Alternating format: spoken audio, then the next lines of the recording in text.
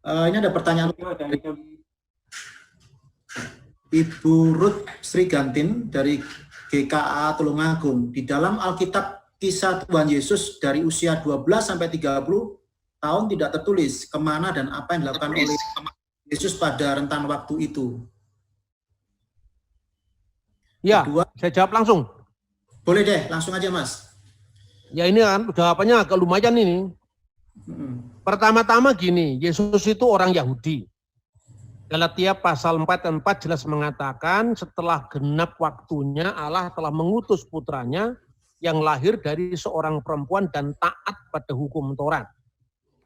Nah, taat pada hukum Taurat itu artinya apa? Yesus datang melakukan Taurat untuk menggenapi Taurat.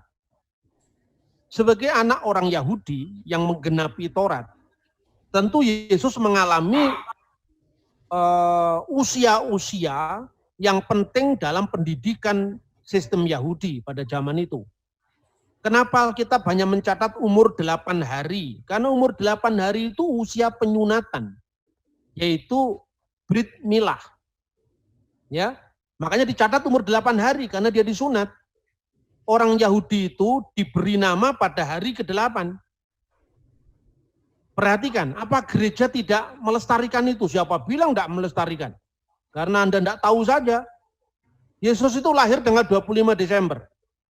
Ya, tahun 749 setelah berdirinya kota Roma.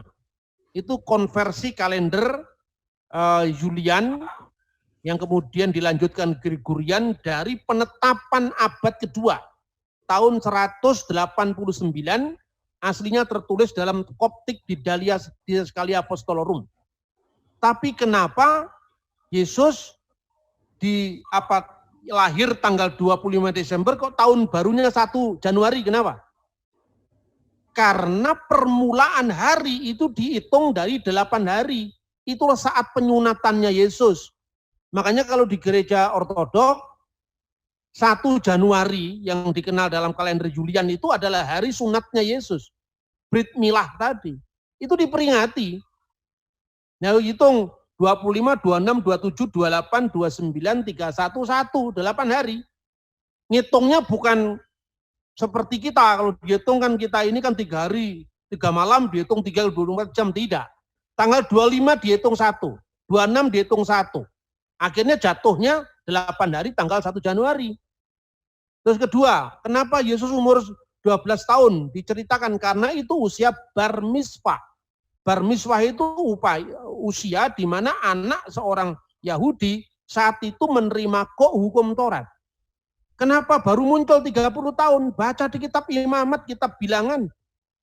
Pilihlah mereka-mereka yang usianya 30 sampai 50 tahun karena mereka baru muncul di depan umum itu ketika usia 30 tahun dan usia purna untuk pelayanan itu 50 tahun. Makanya usiamu belum 50 tahun, bagaimana kamu mengatakan hal itu? Abraham melihat hariku dan seterusnya itu loh. Nah terus kemana Yesus? Ya enggak kemana-mana, dia di Nazaret saja. Kenapa? Alasannya banyak. Pertama, metode pendidikan Yahudi itu disebut pertama Bet Sefer. Bet Sefer itu namanya rumah kitab. Itu mirip kalau orang Islam ngaji. Usia 6 tahun, 5 atau 6 tahun itu mulai diajari. Alef, Bet, Gimel, Dalet itu seperti orang Islam. Alif, Ba, Ta, Sa, Jim, Ha, Ho, Dal, Za, Ro, Za itu mulai usia 5 tahunan. Kan gitu kan? Nah setelah itu pada usia Bet Sefer itu, orang dipersiapkan untuk apa? Bisa membaca Shema, ayat-ayat pendek dalam kitab suci setelah dia tahu Shema Yisrael Adonai Elohenu Adonai Echad, kemudian baca Bereshit, ya kitab Kejadian 1 itu dihafal setelah dia teksnya lancar. Bereshit bara Elohim et hasamayim ve'et sa'aret ve'ha'aret hayyeta tohu wa pohu wehosek alfenete hom beruah Elohim merakepet alfeni hamayim dihafal. Ketika usia Bet Sefer dia sudah membaca teks-teks pendek dari Taurat dan nabi-nabi. Bandingkan dengan pendidikan Islam. Usia seperti itu anak sudah mulai baca turutan. Ayat pendek juz amma. Inna a'toina kal kausar fasolli li rabbika wankar inna saniyaka wal abtar. Shema Yisrael, Adonai Elohenu, Adonai Echad. Setelah dia lancar baca Taurat, teks-teks pendek tadi, masuk dalam jenjang kedua. Kira-kira usianya sekitar 10 tahun sampai 12 tahun. Itu namanya Bet Talmud. Kenapa Bet Talmud? Mulai di situ dia bagaimana cara membuat sembahyang, membaca teks-teks yang namanya itu Sidurim. Sidurim itu buku-buku doa, sholat harian. Itu yang dilanjutkan dengan gereja ortodok, dengan yang namanya sholat 7 waktu. Itu meneruskan tradisi Sidurim. Ya, makanya di dalam gereja Koptik, gereja Syria itu ada Tuhfatur Ruqyah fi sholati fardiyah. Jam-jam sholat yang difardukan. Itu bukan dari Islam, itu dari gereja ortodok. Nah, setelah Talmud, itu untuk mempersiapkan dia usia 12 atau 13 tahun, dia bar mitzvah, lalu masuk di Bet Midras. Setelah Bet Midras, dia belajar, lalu usia 30 tahun baru dia boleh mengajar. Purnanya orang dianggap matang secara rohani umur 50 tahun. Gitu loh.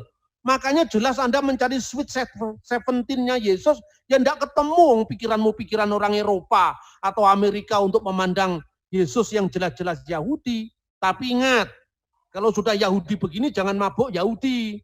Anda Kristen, ya jangan lebih percaya Talmud ketimbang bapak-bapak gereja. Karena apa? Bagaimanapun juga Talmud itu sekalipun bernilai historis, tetapi dia ditulis orang-orang yang tidak percaya Yesus. Rasul sendiri melantik murid-muridnya yang dikenal dengan para apostolic fathers tadi. Seperti misalnya Petrus melantik muridnya Ignatius dari Antioquia dan Evodius. Petrus melantik yang namanya Linus di Roma. Andreas melantik orang di Konstantinopel. Itu punya kesinambungan sejarah yang disebut khilafah rasuliyah atau suksesio apostolik. Ini metode pembuktian bahwa ajaran yang diberikan Konsili Nikia, Konstantinopel, Efesus, dan seterusnya tidak berbeda dengan apa yang diajarkan Ignatius dari Antioquia. Ignatius tidak berbeda dengan diajarkan Rasul Petrus dan seterusnya. Jadi itu, maka saya berikan peringatan, jangan kemudian kita ini lebih percaya pada sumber Talmud ketimbang bapak-bapak gereja. Akibatnya apa? Kristennya mogol. Mogol itu apa? Kristen enggak Kristen, Yahudi enggak diakui. Kan itu kan? Nah, seperti zaman dulu londo burung Jawa tanggung. Jawa wis ra iso nembang, londo ra diakoni karena orang gawe sepatu. Ini yang terjadi pada zaman kekristenan yang kehilangan identitas karena kita tidak yakin dengan keyakinan kita sendiri, itu satu. Kedua, terjadi pergeseran ketika Bait Allah hancur. Tahun berapa? Tahun 70 Masehi, tepatnya tanggal 5 Agustus. Kira-kira jam 4 sore ruangan Bait Allah itu terbakar. Dan dicatat di mana? Di Yosefus, sejarah kuno bangsa Yahudi. Dicatat di mana lagi? Di dokumen yang namanya adalah Megillot Ta'anit, gulungan puasa. Sampai tanggalnya, bulannya, jamnya itu ditulis loh. Secara rinci. Makanya kok Anda ini berpikirlah historis itu rugi sendiri gitu loh. Nah ini yang saya sampaikan. Maka sejak abad kedua awal abad pertama akhir ini muncullah konsili Yahudi di Yamnia.